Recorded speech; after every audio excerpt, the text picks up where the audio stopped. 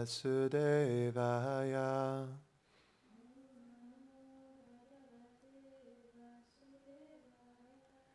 Om Namo Bhagavate Vasudevaya.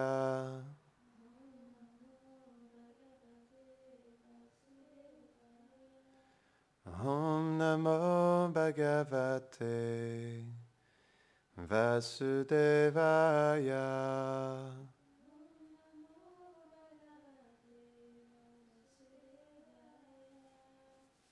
Bienvenue à tous. Donc, on a un verset très intéressant à vous partager aujourd'hui. C'est dans le chapitre 17 du premier chant qui s'intitule « La punition de Kali », verset 22. Rajo vacha dharmam braveshi dharmagya dharmo shivrisharupadrik yad adharma kritastanam suchakasyapi tad bhavet. Traduction. Le roi dit, ô Dharma, toi qui es la personnification de la religion, sous la forme d'un bœuf, toi qui connais les principes de la religion, tu dis que la destinée de celui qui transgresse ses codes est aussi partagée par celui qui l'accuse. Commentaire. Srila Vishwanath Chakravarti Thakur cite le roi. Alors que tu devrais me dire qui t'a frappé, tu ne le fais pas, parce que celui qui accuse une personne atteint la même destinée que celle-ci. Je peux deviner que tu es la religion en personne.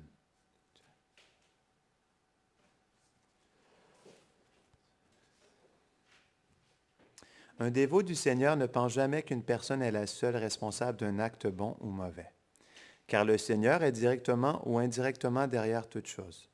C'est pourquoi celui qui accuse est à ses yeux au même niveau que celui qui a commis un méfait. Par conséquent, la religion personnifiée ne porta pas plainte contre Kali, car elle voyait en son acte la grâce du Seigneur. Cette attitude pure à saisir ses subtilités spirituelles amena le roi à considérer que ce bœuf était la religion personnifiée.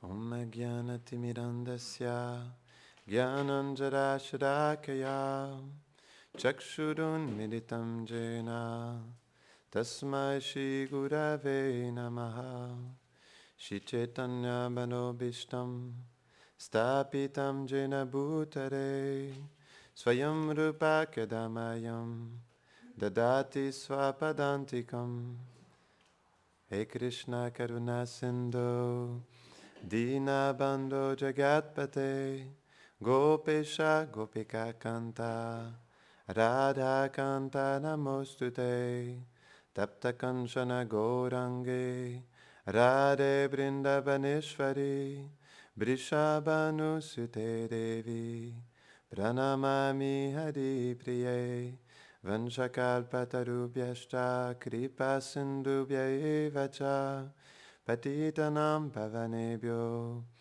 Vaishnavebhyo Namo Namaha Jaya Shri Krishna Chaitanya Prabhu Nityananda Shri Advaita Gadadhara Shivasade Gaura Bhakta Vrinda Hare Krishna Krishna Krishna Hare Hare Hare Rama Rama Rama Hare Hare Namahom Vishnu Padaya Krishna Prasthaya Bhutale Shrimate Bhaktivedanta Swaminiti Namine Namaste Sarasvate Deve Gauravani Pracharine Nirvishesha Shunnavadi Paschatya Deshatarine.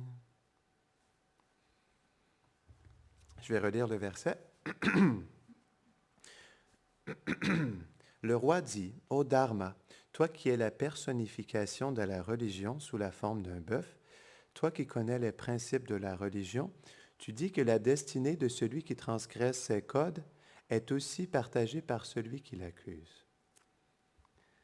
Donc, c'est un verset très intéressant parce que ça nous montre en réalité le comportement Vaishnav, que le plus on regarde les fautes chez les autres, le plus on les développe en nous.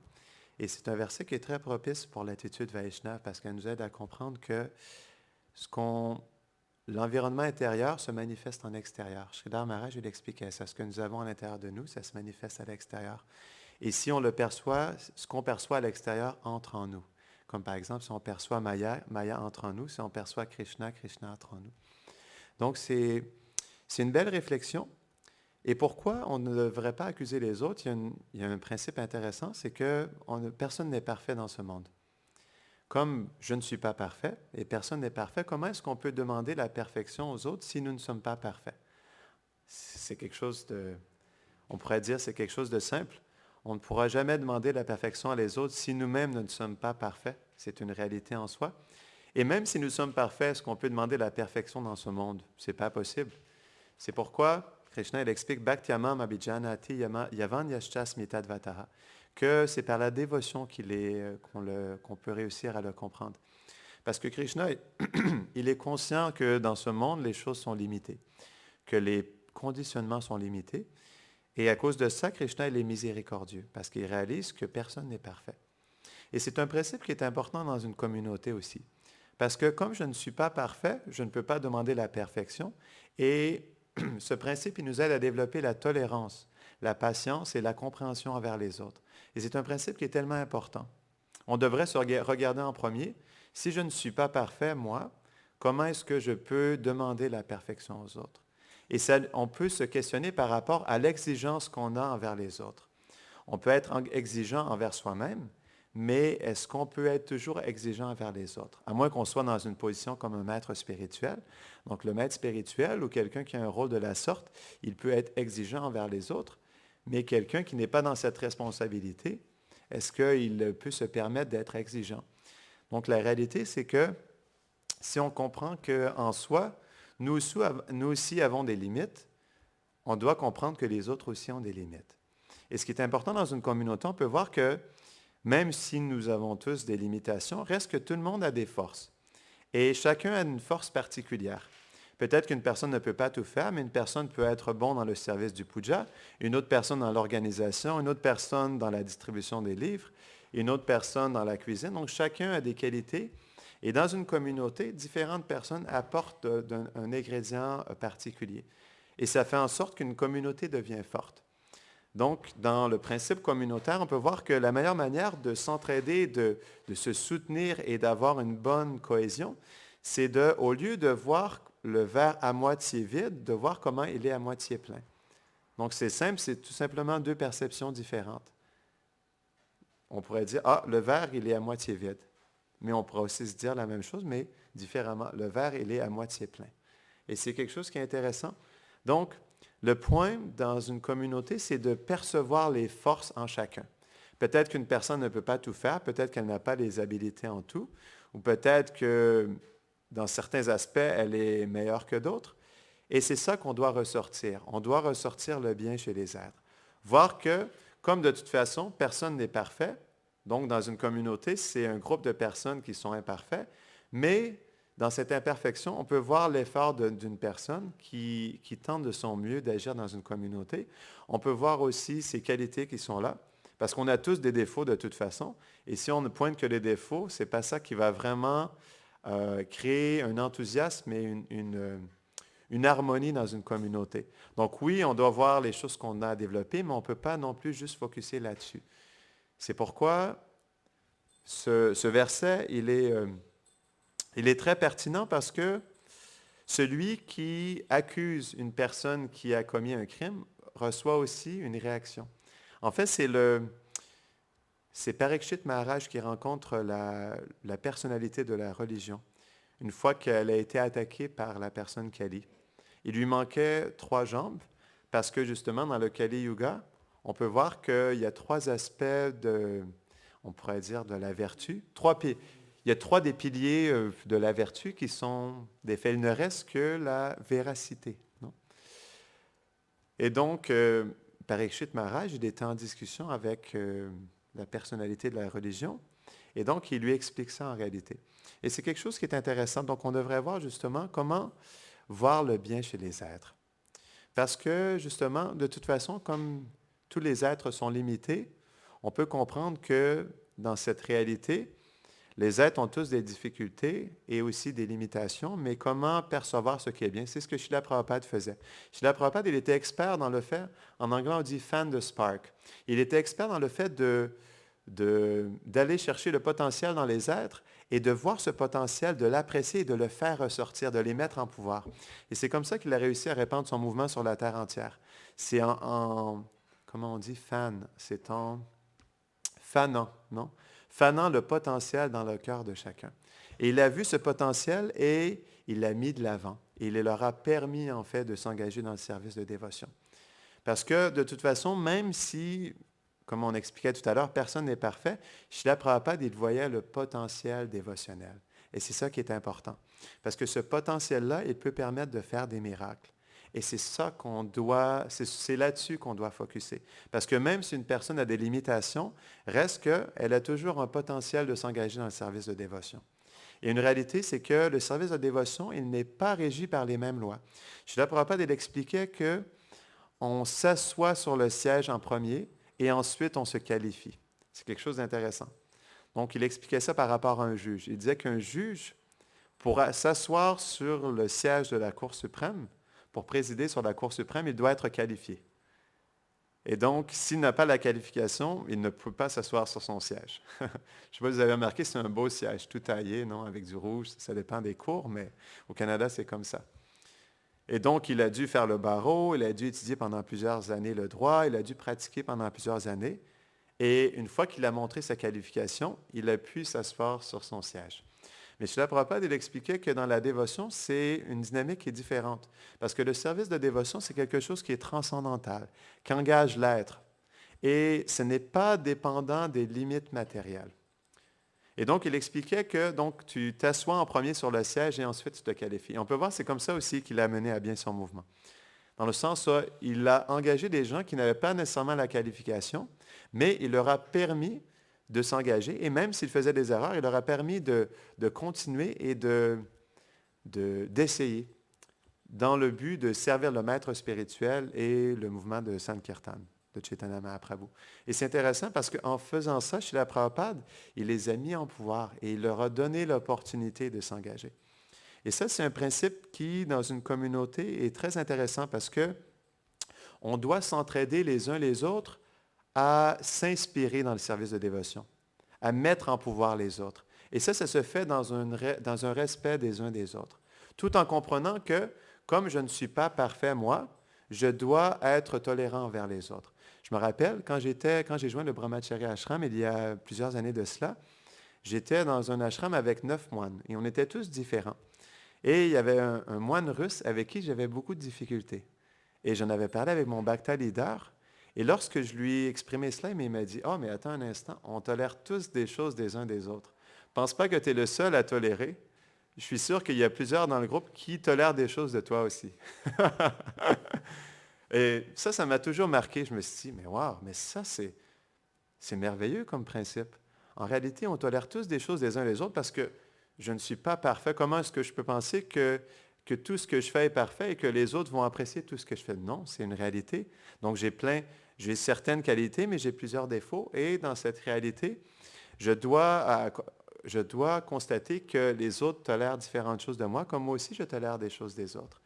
Et ça, dans le principe de communauté, ça nous aide justement à développer la patience, la tolérance, le lâcher-prise parfois pour justement s'entraider les uns les autres. Parce que justement, si on réalise que même si en externe, il peut y avoir des imperfections ou des limitations dans une personne, reste que la personne, elle a toujours l'opportunité de s'engager dans le service de dévotion. Et même si ce qu'elle fait n'est pas parfait. J'ai un autre exemple. Par exemple, lorsque Brahma, il s'est fait reprendre par Krishna, donc il a compris qu'en réalité, il se pensait important. Donc Brahma, quand il est allé voir Krishna à Dwarka, il est allé à la porte du palais de Dwarka et il a frappé à la porte. Et donc, il y avait les portiers de Dwarka qui étaient présents. Et donc, ils lui ont demandé, donc, qui êtes-vous? Et il a dit, ben, je suis Brahma. Donc, ils sont allés retourner voir Krishna. Et donc, ils ont dit à Krishna, Brahma est là. Et là, Krishna, il a voulu donner une leçon à Brahma. Et il a demandé à ses portiers de demander à Brahma, mais quel Brahma es-tu? Et donc, les portiers sont retournés voir Brahma. Et donc, ils ont regardé Brahma et ils lui ont dit, mais donc, on est allé voir Krishna et il nous demande, mais quel Brahma es-tu? Et donc, Brahma, il a été complètement choqué par cette citation. Et donc, ils ont amené Brahma à prendre le darshan de Krishna. Et donc, quand Brahma il est entré dans la salle, il n'y avait pas seulement un Brahma, mais il y avait plein d'autres Brahmas. Des Brahmas à 100 têtes, 1000 têtes, 100 000 têtes, 1 million de têtes. Et quand Brahma il a vu tous ces autres Brahmas qui avaient l'air tellement plus importants que lui, il s'est senti complètement insignifiant. C'est à ce moment-là qu'il a réalisé que même s'il était Brahma dans cet univers, sa position, elle était quand même insignifiante comparée à Krishna. Ou même comparée à tous les autres chefs des autres univers. Parce que c'est considéré que l'univers dans lequel on vit, c'est l'univers le plus petit. Et donc, c'est le Brahma qui a le moins de têtes. Et par rapport aussi à Brahma, il y a un autre exemple. Lorsqu'il a subtilisé les pâtres et les veaux, lorsque Krishna lui a montré pendant 1 an que c'était lui, en fait, qui était en contrôle et qu'il avait manifesté de sa personne tous les pâtres et les veaux, quand Brahma a compris son erreur, il s'est senti complètement humilié. Et donc, il est allé voir Krishna et donc il s'est exprimé, il lui a demandé pardon et dans ses prières, il a exprimé quelque chose de très intéressant. Il a dit que, en réalité, je pensais que j'étais important, mais même si je suis Brahma dans cet univers, qu'est-ce que je peux t'offrir? Comme tu es la personne suprême, comme tu es l'origine de tous et c'est toi qui maintiens tous les êtres, qu'est-ce que je peux réellement t'offrir? Et donc, il a réalisé que la seule chose qu'il pouvait lui offrir, c'était la dévotion.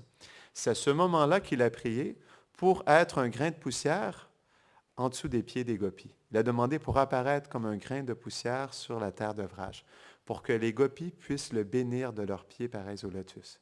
Et donc ça, c'est vraiment, l'exemple de Brahma nous montre comme lui est une personnalité importante dans cet univers, dans le sens où il est quand même Brahma. Donc, qu'est-ce que nous sommes comparés à Brahma? Donc, qu'est-ce que nous pouvons offrir à Krishna à part notre dévotion?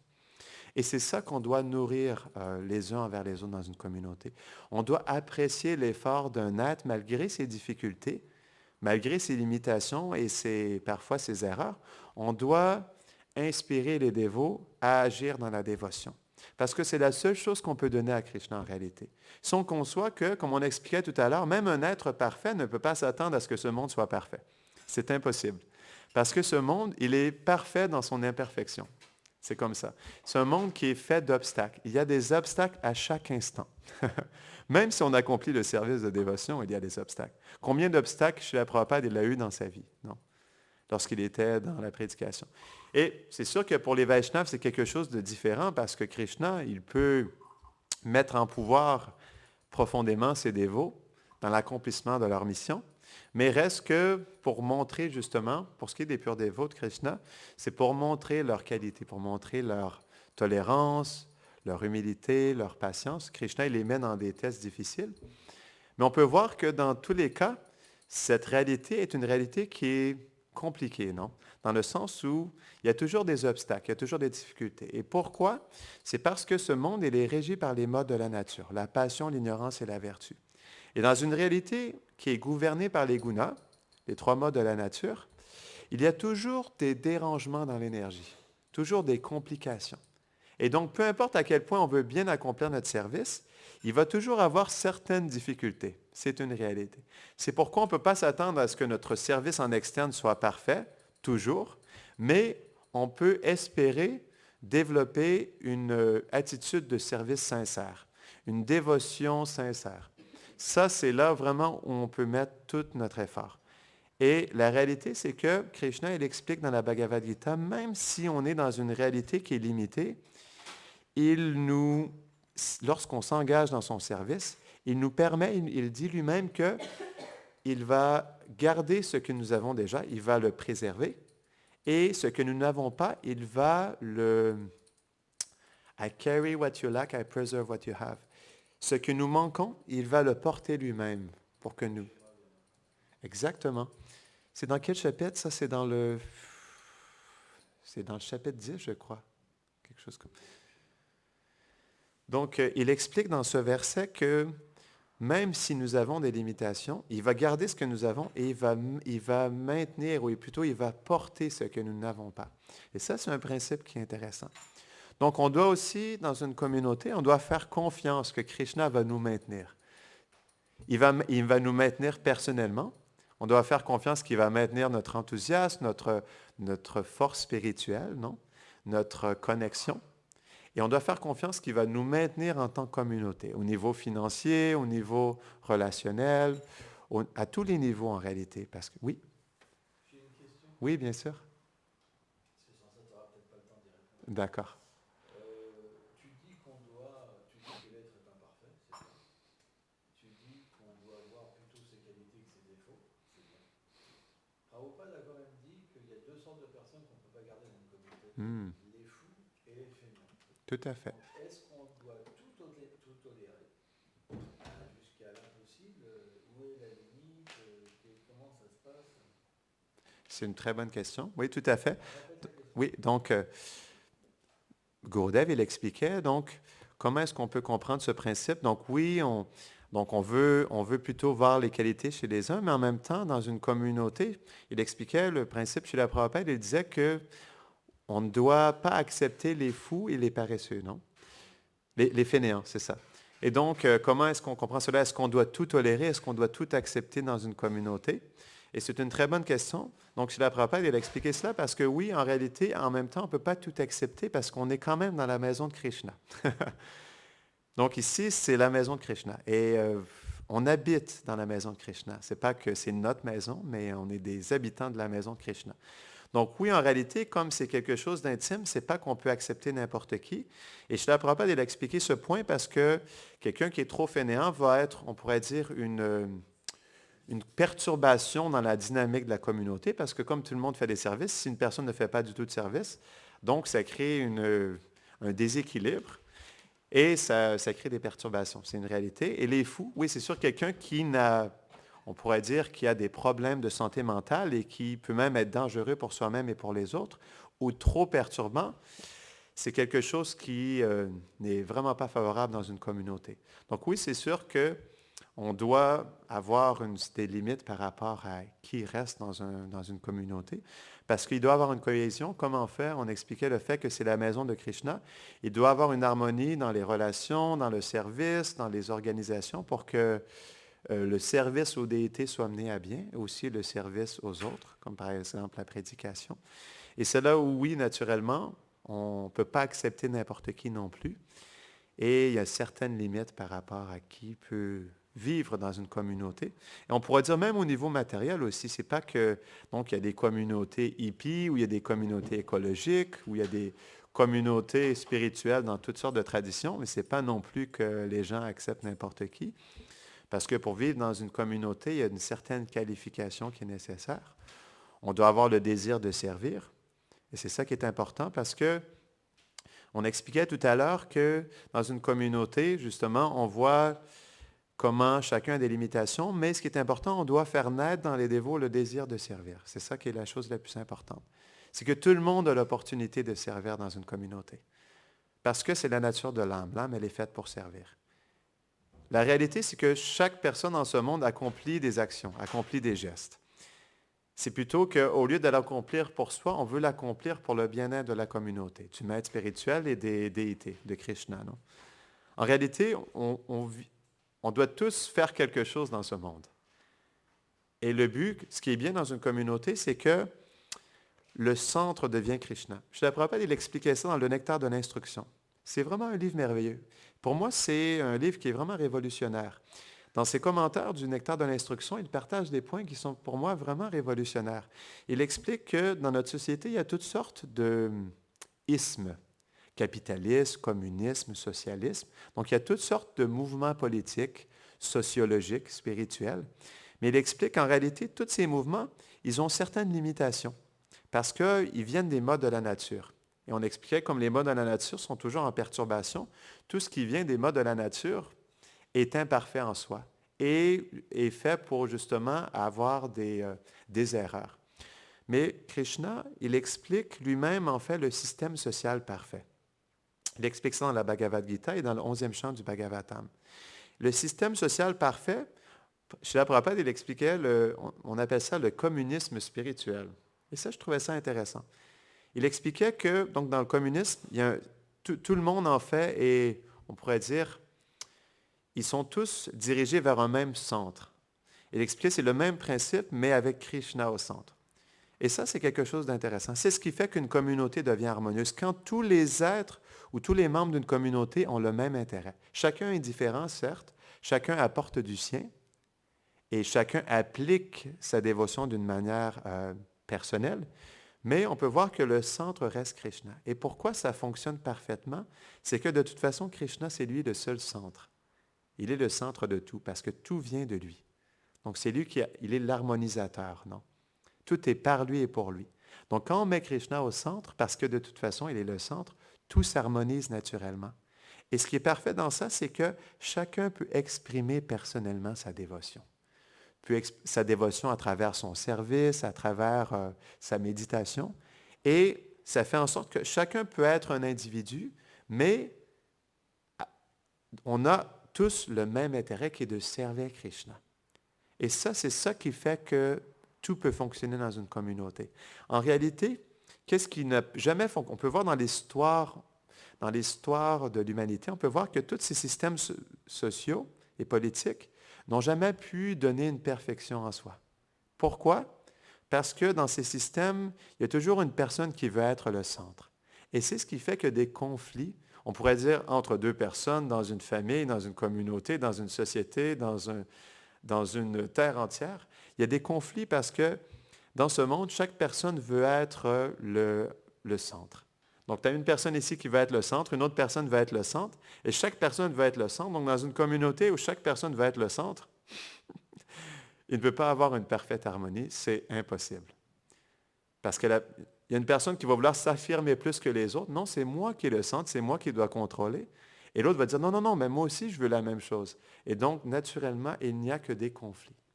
C'est pourquoi le communisme spirituel, comme l'expliquait Srila Prabhupada, on pourrait dire le service de dévotion, où tout est basé sur le service de Krishna, pour le plaisir de Krishna. Quand Krishna devient le centre, alors tout s'harmonise. Et j'ai vécu ça, je me rappelle, la première fois que j'ai vécu ça, c'était dans le Brahmachari Ashram, dans l'ashram de moines où j'ai vécu pendant 8 ans. Dans cet ashram-là, on était, j'expliquais au début, 9 moines complètement différents.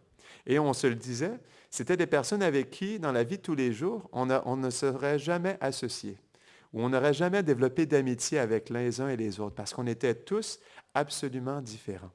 Et ce que j'ai vu, la beauté de ça, malgré le fait que nous soyons tellement différents dans le terme du conditionnement, j'ai réalisé que parce que nous étions tous orientés dans un même but, ce qui était en fait servir la mission de Srila Prabhupada à ce moment-là, quand j'étais dans son mouvement, et ensemble, justement, de s'entraider pour servir le maître spirituel, servir Srila Prabhupada, et ensemble partager la miséricorde, alors, à ce moment-là, il y avait une parfaite harmonie. C'était tellement spécial. Il y avait une parfaite harmonie, parce que nous étions tous orientés vers le même but. Nous mettions le maître spirituel, notre acharya, et Krishna au centre. Et à travers ça, il y avait des choses merveilleuses qui se manifestaient. C'est comme ça, en fait, qu'on peut vraiment avoir une harmonie dans une communauté. C'est en comprenant qu'on doit être un petit serviteur dans un endroit où Krishna est le centre. Et de toute façon, c'est tellement bien d'être un petit serviteur. On enlève tellement un poids sur ses épaules d'être un petit serviteur. De toute façon, on n'a pas le choix de devenir un petit serviteur parce que nous sommes imparfaits. Je voulais revenir là-dessus parce que c'est un point pour moi qui est tellement essentiel.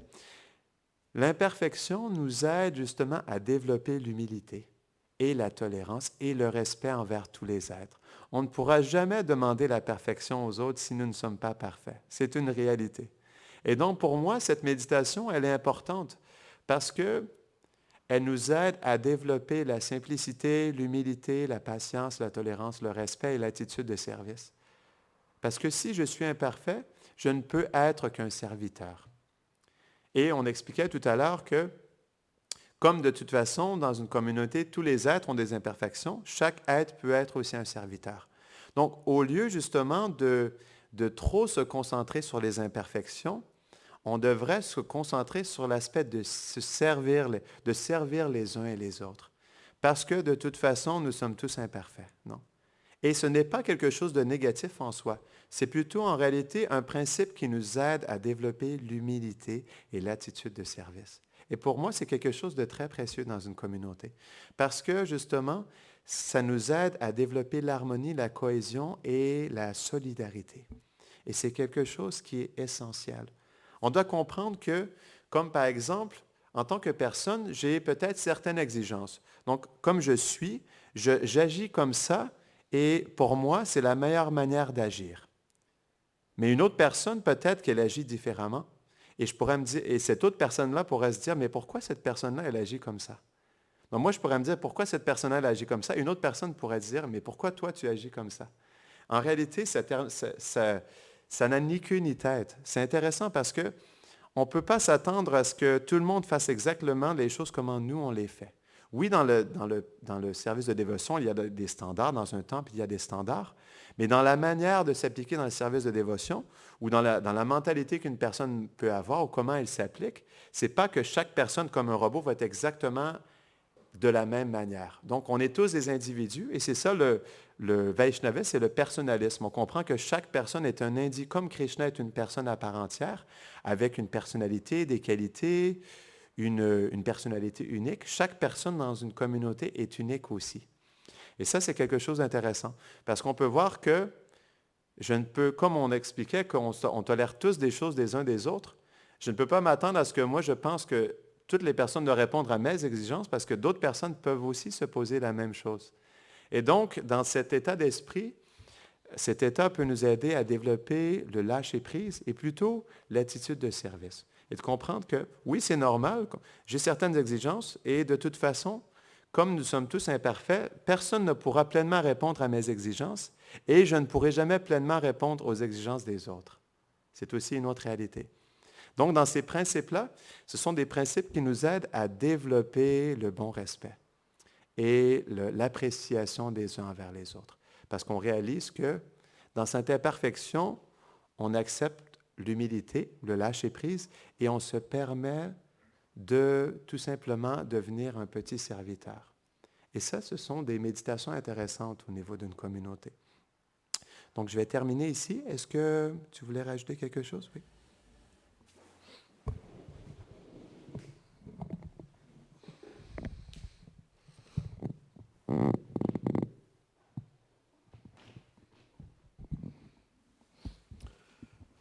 Oui, je voulais rajouter quelque chose.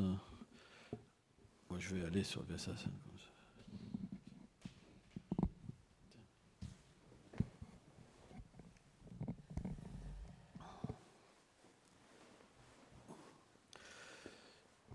C'est extrêmement difficile pour l'être conditionné d'arriver à ce point de juste voir les qualités et pas les défauts. C'est, on va dire que le Kanishta Dikari, le dévot le plus bas, c'est pas possible parce qu'il est dominé par l'envie, dominé par le fait de vouloir contrôler, comme tu disais, et de mettre en avant son point et d'écraser les autres. Donc, ce plan d'existence, il commence vraiment à un niveau où on peut avoir une vie spirituelle intérieure. Qu'est-ce qui équilibre la vie communautaire? La vie communautaire, c'est une vie où on vit avec des gens imparfaits et il y a beaucoup de risques. Un risque, ça se dit. Et automatiquement, à force de rencontrer et de prendre des coups quelque part, on peut se décourager ou alors s'endurcir et devenir plus dur en se disant plus je frapperai fort et plus je serai entendu. Et c'est ce qu'on voit chez certaines personnes. Et finalement, ça met une désharmonie totale dans la communauté. Donc le point, c'est qu'on doit véritablement développer un goût pour la vie intérieure, un goût pour le bhajan, pour le chant des saints noms et pour la méditation sur les doux divertissements du Seigneur. À partir de là, qu'est-ce qui va se passer? L'expérience de Vrindavan va nous amener à comprendre la parfaite harmonie, la parfaite communauté, parce que la communauté existe dans le monde transcendantal. Maharaj disait, quand on met Krishna au centre, tout va bien. Mais quand le vrai Krishna apparaît, là on comprend qu'est-ce que c'est l'harmonie. Qu'est-ce que c'est d'être avec tout le monde, et c'est merveilleux, quoi. Tout le monde veut être dominé par tout le monde, et c'est la merveille, quoi. Et à partir de là, même si c'est juste une réflexion, une ombre de cette réalité, quand elle apparaît dans notre cœur, alors on peut comprendre pourquoi les gens sont frustrés, on peut comprendre pourquoi c'est comme ça, pourquoi, et on peut tout pardonner, et on peut toujours aimer, etc. Par exemple, Maharaj disait, un point intéressant, c'est qu'il a vécu avec 9 brahmacharis, et tous étaient différents, et aucun n'aurait pu vivre ensemble. Or, quand l'expérience de Vrindavan vient, ce qui est vraiment incroyable, c'est qu'on a une expérience de soi-même dans sa swarup, et automatiquement, on perçoit la réalité chez les autres. C'est comme ça. Et à ce moment-là, on accepte vraiment les êtres qui vivent avec nous comme des frères, vraiment. Ça veut dire qu'on a un potentiel de voir leur réalité, qui se transpose à travers notre propre expérience. Et à partir de là, on peut comprendre ce qu'est une véritable vie communautaire. Avant, ce n'est pas possible. Hein, c'est ce point que je voulais mettre en avant, c'est qu'il faut avoir une expérience. Quand il n'y a pas d'expérience, quand il y a trop de gens dans une communauté qui n'ont pas d'expérience, c'est invivable. Quand plus de personnes ont d'expérience, et plus les gens, naturellement, ont Krishna dans leur cœur et l'harmonie. Et à ce moment-là, vous pouvez avoir une communauté merveilleuse. Malheureusement, ce qu'il faut comprendre, c'est que 98% ou 99% de personnes dans le mouvement Sankirtan font être des Kanishta, des Kari, des personnes qui ont plein de défauts. Et à partir de là, naturellement, on rencontre beaucoup de problèmes. Maintenant, on pourrait se poser cette question. Est-ce qu'on doit arrêter puisqu'il y a autant de problèmes? Non. Parce que de toute façon, la communauté, on est fait pour y vivre. C'est juste question de temps. À Vrindavan, on vit tous ensemble. Et le fait de ne pouvoir pas vivre ensemble, c'est un problème. Pourquoi? Parce qu'il faut comprendre qu'à travers tous les défauts des êtres, on a la possibilité de se qualifier aussi. Ça veut dire que quand on progresse spirituellement, on a cette compréhension que grâce aux défauts des autres, on peut développer des qualités. Et c'est une réalité, parce que avec les défauts des autres, on peut l'apprendre, l'humilité, la tolérance, la compassion, le pardon, etc., qui sont des bases pour finalement attirer le Seigneur suprême. Parce que le Seigneur est attiré par les gens qui sont humbles et doux, c'est expliqué. Donc, voilà, ce travail en communauté, c'est un bon travail. Alors bien sûr, c'est vrai, les gens de l'extérieur qui vont venir dans une communauté, ils ont toujours cette attitude qui est négative, parce qu'ils voudraient voir une communauté qui est parfaite, alors qu'eux, ils sont imparfaits. Tout le monde est imparfait, mais quand ils viennent dans une communauté, ils veulent que tout soit parfait. Ils sont intransigeants, et c'est pour ça que finalement, ils s'éjectent eux-mêmes, sans comprendre le principe purifiant et extatique de la communauté, parce que dans ce lieu, c'est Vrindavan. Dans ce lieu, Krishna est présent sous la forme de la déité, Krishna est présent sous la forme de ses dévots, sous la forme du Prashadam, sous la forme du chant des saints noms, sous la forme de ses gloires. Il n'y a pas meilleur endroit. Or, quelqu'un qui ne développe pas de bonne attitude et qui voit simplement les fautes, à un moment, il devient éjecté de cette réalité et il voit simplement un endroit infernal. Et à ce moment-là, sa vie, elle n'a plus de substance, elle est plus miséricordieuse parce qu'il n'a plus les moyens d'obtenir la miséricorde. Parce que même tout ce que le Seigneur met en place, il ne voit que des fautes. Merci beaucoup.